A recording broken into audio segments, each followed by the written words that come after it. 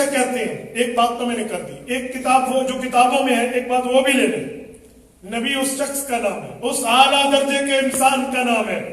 جس پر اللہ بھیجے، بعثت کرے اللہ اس کی، یعنی اس کو یوں گنے اعلیٰ درجے کا انسان ہو، مبعوث من اللہ ہو،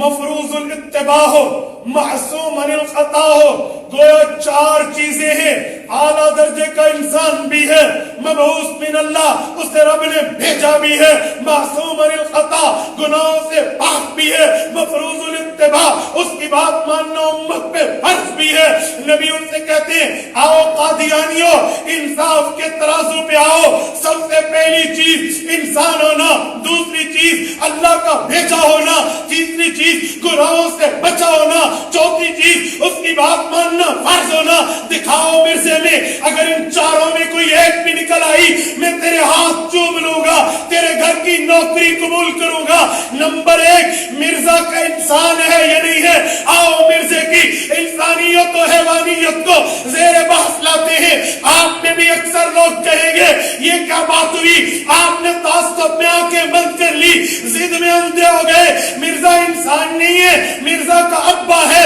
مرزا کی اماں ہے، مرزا کے بھائی ہے، مرزا کی بہن ہے، مرزا کی بیوی ہے، مرزا کی اولاد ہے، یہ انسان کیوں نہیں ہے؟ میرے دوستوں، چکوال کے غیرت مند مسلمانوں، ہمیں شوق نہیں ہے کسے انسان بنائیں، کسے انسانیت سے نکالیں، نہیں، اقرار حجت ملزمہ ہے، جو بندہ کہہ دے وہ اس کے حق میں بات 100% مانی جاتی ہے۔ اپنی ذات کے لیے کتب اٹھائیے، مرزا کی روحانی خزائن کی 15ویں جلد اٹھائیں، مرزا اپنے بارے میں لکھتا ہے میں انسان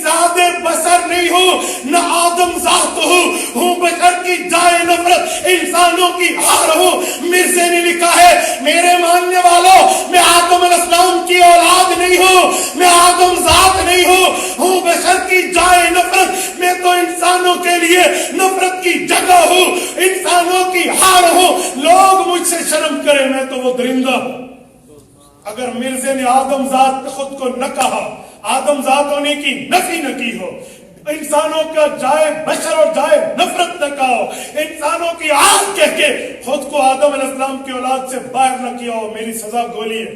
میں آن ایئر کہہ رہا ہوں، لیکن کتابیں تمہاری، ورق تمہارے، سیاہی تمہاری، تحریر تمہاری، چھپے تمہارے پبلشر سے ہے، اور مرزا خود کو آدم کی اولاد نہیں کہتا، ہم اسے انسان کیوں کہیں؟